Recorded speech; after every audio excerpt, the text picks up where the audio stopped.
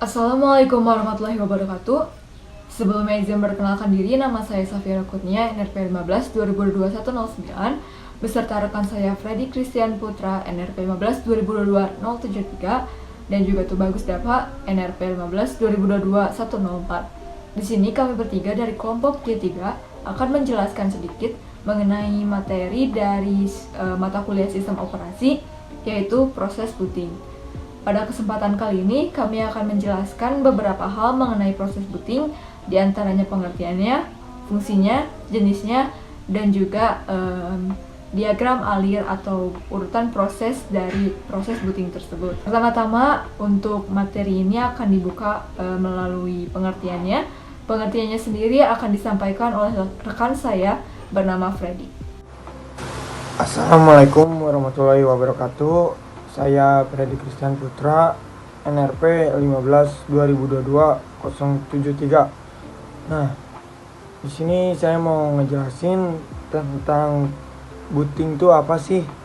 Nah, jadi booting itu adalah proses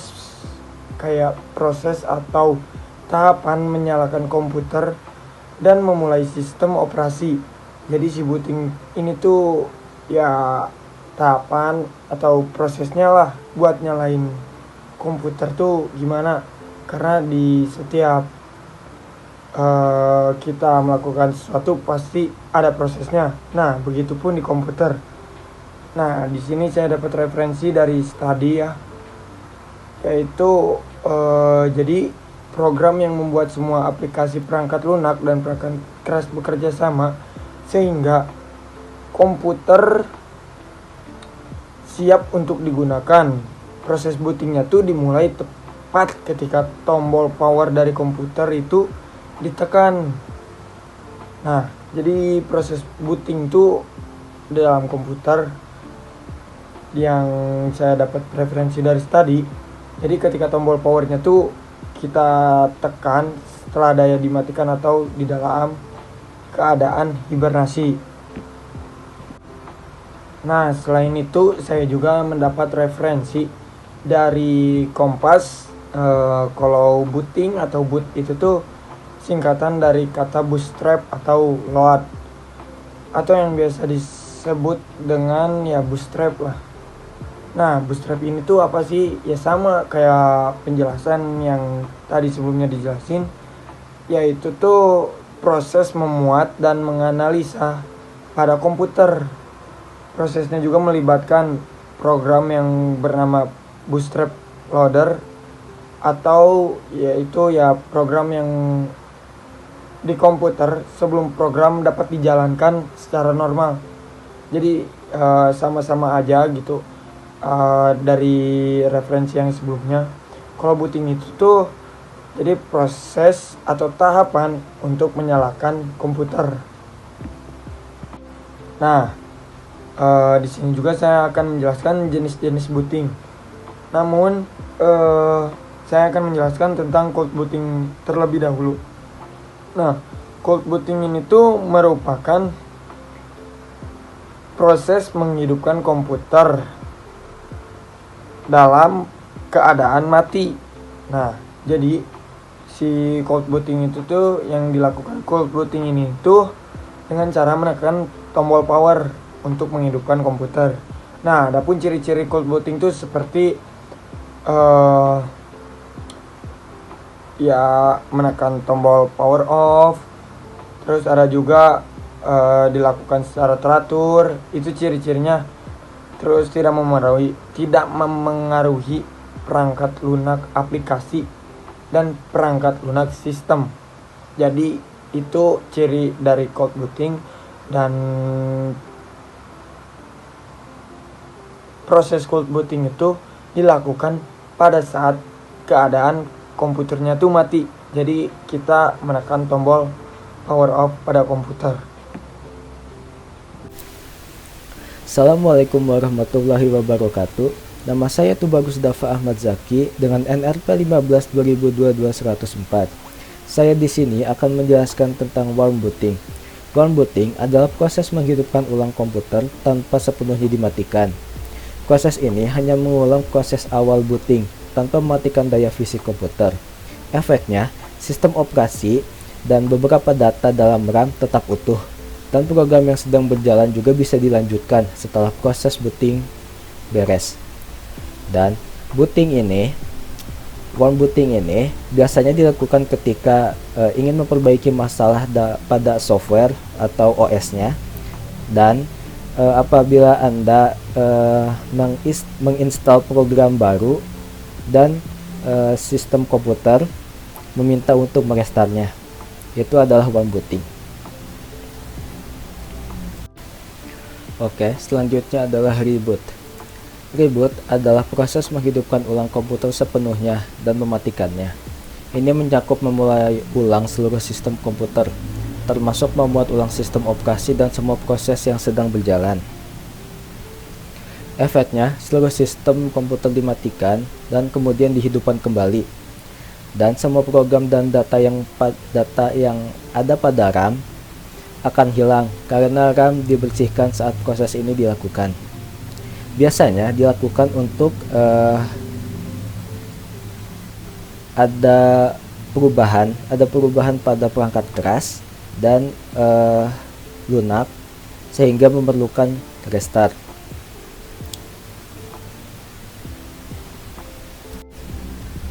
Untuk perbedaan reboot dan restart, jadi secara umum untuk reboot dan restart merujuk pada proses yang sama, tetapi perbedaan di antara keduanya lebih merupakan perbedaan dalam konteksnya.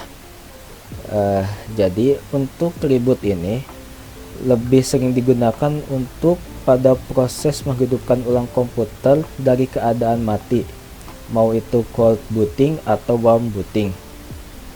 Tetapi untuk restart ini istilah yang cenderung lebih spesifik. Dalam beberapa konteks teknis, restart dapat merujuk khususnya pada penghidupan ulang komputer dari keadaan hidup tanpa mematikan daya fisiknya warm booting. Namun dalam penggunaan umum, restart juga sering digunakan secara umum untuk mengacu pada proses penghidupan ulang tanpa mempedulikan apakah komputer dimatikan atau tidak.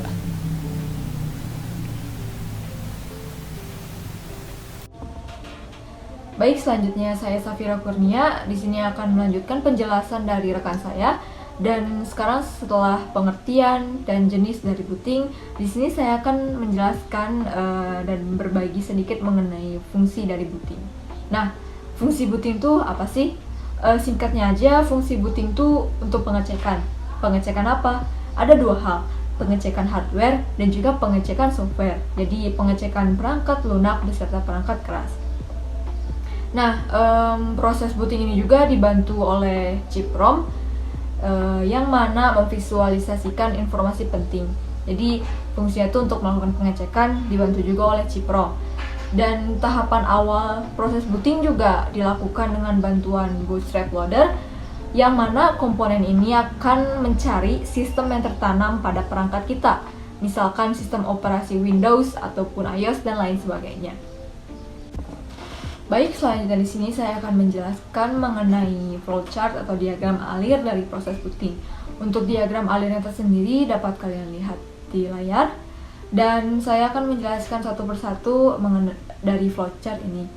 Pertama, hal yang ingin kita lakukan saat melaksanakan proses booting adalah tentu saja dengan menekan tombol power yang terdapat pada komputer kita. Nah, setelah kita menekan tombol power tersebut, arus listrik akan mulai memasuki komputer kita. Jadi arus listrik mulai masuk ketika kita menekan tombol power, dan dengan hal itu komputer kita dapat hidup. Namun pada saat ini prosesor tuh belum bisa menjalankan atau mengeksekusi instruksi apapun.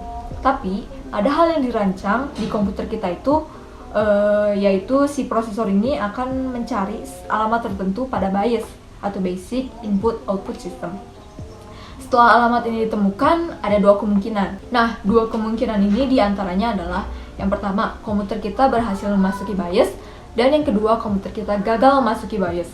Apabila komputer kita gagal memasuki BIOS, maka yang terjadi adalah muncul tampilan error, atau mungkin muncul ciri-ciri error. Dan apabila yang kedua, komputer kita berhasil memasuki BIOS, yang terjadi adalah BIOS akan mengambil alih sistem operasi sementara dan melakukan POST atau Power on Self Test, yang dimana Power on Self Test ini akan memeriksa perangkat keras seperti misalkan RAM, prosesor, dan lain sebagainya. Nah, di sini juga ada dua kemungkinan, yaitu POST ini berhasil dilaksanakan atau POST ini gagal dilaksanakan. Nah, apabila POST ini gagal dilaksanakan atau tidak berhasil dilaksanakan, yang akan terjadi adalah sistem menampilkan error, bisa juga berupa teks ataupun suara, misalkan beep, dan lain sebagainya. Nah, kenapa sih POST ini bisa gagal?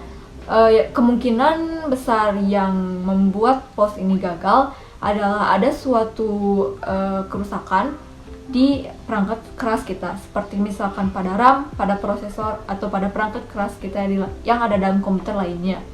Apabila POST ini berhasil, maka kita akan lanjut ke tahap selanjutnya, yaitu kita akan dibantu oleh bootloader.